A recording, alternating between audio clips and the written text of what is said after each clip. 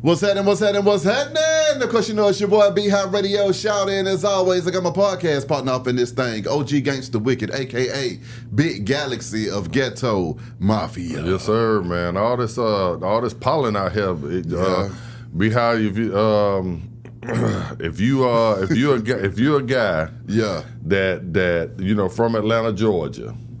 From Georgia, period. That's right. This is the worst season for us. Oh no, it ain't you know no what I'm saying? good. This pollen season, you know what I'm saying? I don't know how they get out north. I mean up north or out west, but for the southeast, boy, it's a struggle down here with all the cars yellow, lungs filled up. You know what I'm saying? So we got every kind of tree with every kind of dunda.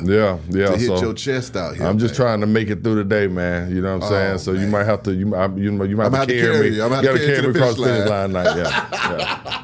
I got you, Wick. Okay. But hey, man, you know, there's been a kind of slick turn of events in this Big U situation with the feds. Now they're saying that Adam 22, they went to his house to go and get some of his content from the podcast about Big U. I think it was from Loose Cannon saying that Big U had called him 30 minutes before Nipsey passed, as if he might have already knew what was going on. So I don't know if they're trying to connect that to the indictment or not. Right. But they done went and got Adam 22 behind it all. Yeah, and I saw that. It was actually the indictment I think had dropped yesterday or maybe the day before, with a 43 count indictment. My God. And I saw, you know, Adam saying that they had came to his house first, and that his old lady answered the door or whatever, and they left a card. So he kind of called because he didn't know, you know what I'm saying, you know, exactly what it was they wanted. Were they there to confiscate his computers or blah, blah, blah. He did, you know what I'm saying, kind of boast and brag that he don't do anything illegal, so he didn't really think it was, you know, like he's in trouble. But he knew, you know what I'm saying, had something to do with probably his podcast, which I want to say, you know, to that right there, for all the guys that, you know what I'm saying, that goes on his podcast or any podcast like that and feel the need to tell all their business, you best believe that these podcasters, they're gonna turn over that, you know, whatever, to keep their podcast and their name going. So that's the first thing I took from it. Second thing a lot of people have been saying on the net is that, you know, going back to what you just said, they want that raw footage, footage that maybe was deleted, edited out or whatever, and for a reason. You know, allegedly Big U called 30 minutes ahead of time before Nipsey had them pass. And then Nipsey got a call from your mans, and he was still alive.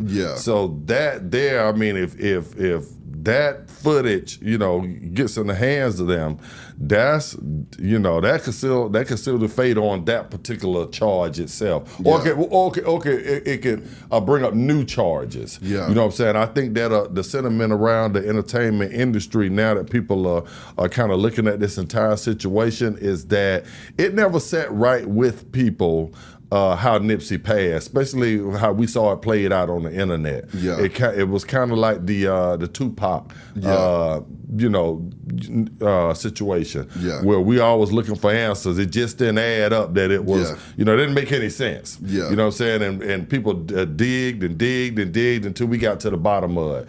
Plus, you know what I'm saying, you got a lot of guys that's gonna always talk. Anything you do out here, people are gonna talk. You know what I'm saying? Everybody want to be a star. Everybody want to be the hero, and everybody try to get in there. The first one there is the one that gets the deal. You see what I'm saying? So I'm interested to see how this entire thing plays out.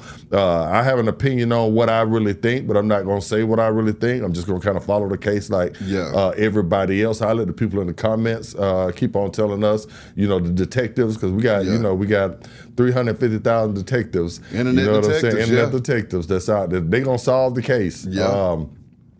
But I think that, you know what I'm saying, that when it is all said and done, I think that, you know, it's not going to heal anything because we lost, you know, a rapper that could have, and probably his trajectory was on the way to be one of the greatest. Yeah. You know what I'm saying? I think he was going to be on that Mount, I call it Mount Kilimanjaro of the rap entertainment. Yeah. I don't say the Rushmore. Okay, I'm with you. Yeah. So I think that he was headed there. Okay. And you on the Stone Mountain. Well, I'll take that. You'll take that? I'll take that. But you know what I'm saying? But I think that with them digging and wanting that particular piece of evidence that more stuff is coming down the pipeline. Also, it's starting to circulate now that the Eric Holder, who was involved in the case,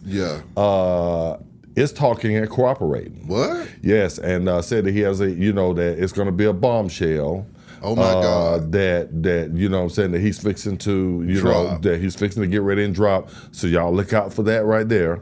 And I kind of my sources that I talk to. Yeah. I kind of would know where it's getting ready to head. So I'm just gonna fall back and watch the shock on it. Well, it ain't even gonna be a shock. Just watch everybody's face. Of what's probably about to come down the pipe. So that's why they're getting that other evidence to try to tie a lot of this stuff in together. And at the end of the day, man, it's just sad, Beehive. Yeah. It's whack. Yeah. You know what I'm saying? It's lame. Yeah. Whatever, you know what I'm saying, adjective you want to describe it. Yeah. Sucker shit, you know what I'm saying? And I'm pissed too. You know what I'm saying? Like I said, I'm pissed because we're right back here. No matter what Behind Wink say, we blew in the face. People don't call us the ghetto prophets and preachers. Yeah. But obviously there's a sector of people that just ain't listening. They don't give a damn. Don't give a damn. So excuse me. I'm gonna let you Well, let me get in here. So, one of the things that kind of caught me was the other day when we had Big D in here, and Big D said, you know what, all you gotta do is go to the internet and they done solved everything. So correct.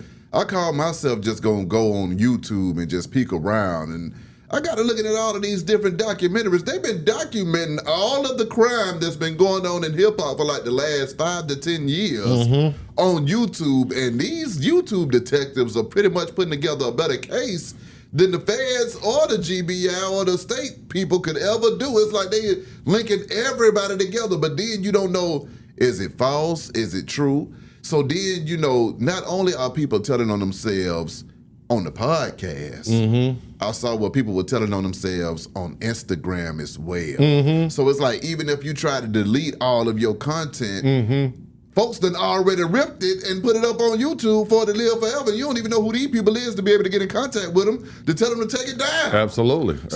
That was kind of crazy to me, because once I started looking at what was going on, I was like, and see, the way that they put these documentaries together and these cases together, they put them together like it's all facts. Right. I ain't hearing no allegedlys before anything. They just saying, okay, he was pissed with him, and that's why he got what he got, and that's why he over there where he at, and this is what's going on with that and all of this extra stuff. So looking at it, I mean, if I was a gangster right now, you wouldn't be able to find me. Right.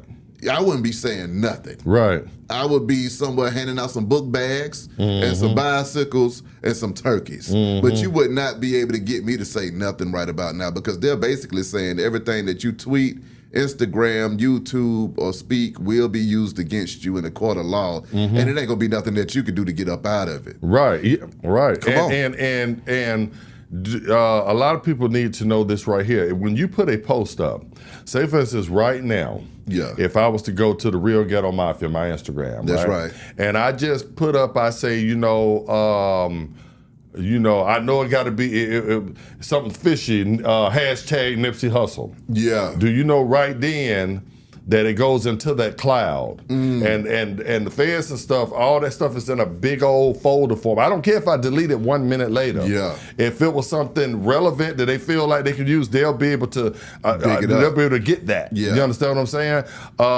So I would advise people, man, to before you put sin on stuff, if you're a person that's into anything illegal, you might want to watch what you say. I feel like that even if you don't push sin and you just type it up in there and be thinking about it, I think they can almost get it then. So bruh, but you know what, behind, I don't think that it's a bad thing. I mean, I'm not doing that illegal. You're not doing nothing illegal. A little bit more help out here in the streets, the clear house, because I think that's what's going on also in hip hop. I was thinking about this last night. Talk to me.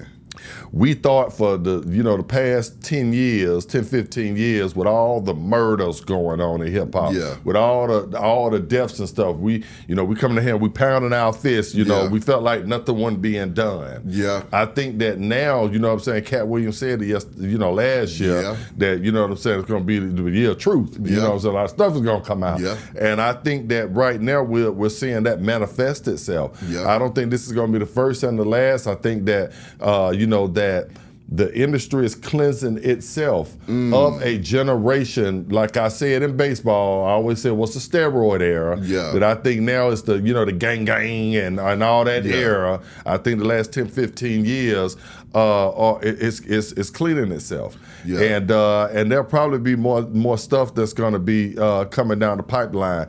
If it wasn't for the last 10, 15 years of us being shocked, about stuff that has been going on, right now we would probably be depressed as a community. Yeah. You know what I'm saying? But I think we've grown numb to it. Yeah.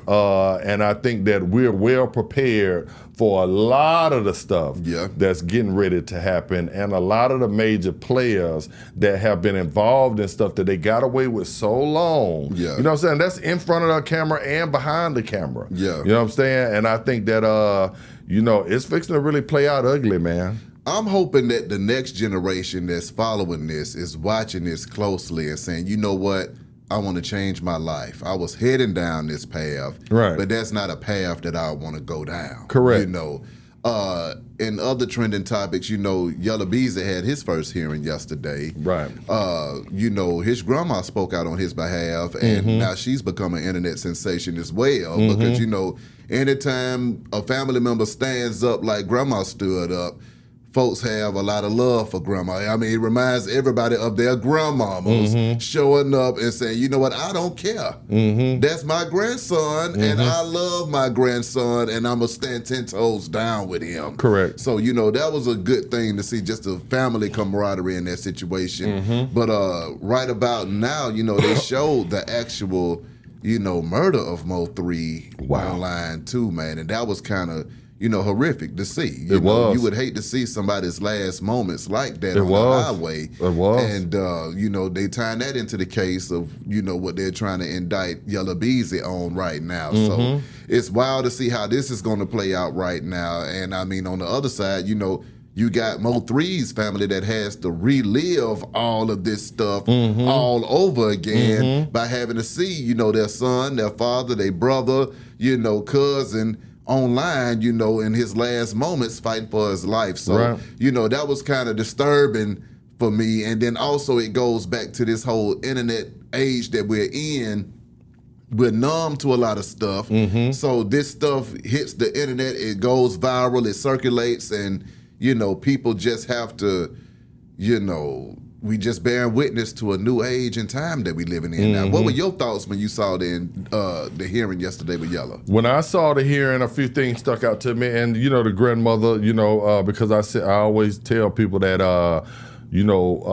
once you dig a grave for someone else, make sure you dig two, one for yourself also, and maybe sometimes 3, 4, 5. Yeah. Because a lot of times your family members and their family members, the innocent people, die right along with you, or go right to prison or whatever with you. So my heart does go out to a grandmother that has worked for the county, from what I heard, for 30 years and was retired. Yeah. And now she has to sit up there in front of a lot of her peers, and answer these questions about her grandbaby. Yeah. So as a human, I felt that. Yeah. Second of all, seeing Yellow sitting there, a young man that's that his life is in front of him. Yeah. That's fighting for his life. A lot of these young rappers think there's so many, it's so much. What another thing stood out to me, a lot of these, and even, you know, my son and my nephews and nieces, oh man, these rappers, they rich, man, Yella Beezy, them, this and that. He come bond out on the $2 million bond that stuck out to me. Yeah. And I say that to say that don't believe everything that you see, and I hear a lot of this stuff is smoke and mirrors for all the young and upcoming artists. Yeah. You know what I'm saying? Ain't nobody giving out money. Yeah. You know what I'm saying? So if you're trying to get into this rap game or entertainment period, know that it's a struggle and know that this is smoke and mirrors. Yep. You understand what I'm saying? If we go online, everybody is worth, you know, $100 million. Yep. But when it hit the fan, you know, half of us can't post bond. Yeah. You understand? So that stuck out to me. And the third biggest thing is what you just said. Yeah. Watching, you know what I'm saying, Mo3 last, you know what I'm saying, moments on camera. It was horrific. Yeah. It took me back to watching Nipsey. You know what I'm saying? Luckily, we didn't see the exact how we saw with Nipsey. Nipsey's was just, I mean, it don't get worse than that. Yeah. You know what I'm saying? But it was right there. Yeah. You know, seeing this guy run him down like a dog in the middle of the street. I was wondering also too, you know, did anybody, you know, stop to try to help him? They did. They did? Yeah. Okay.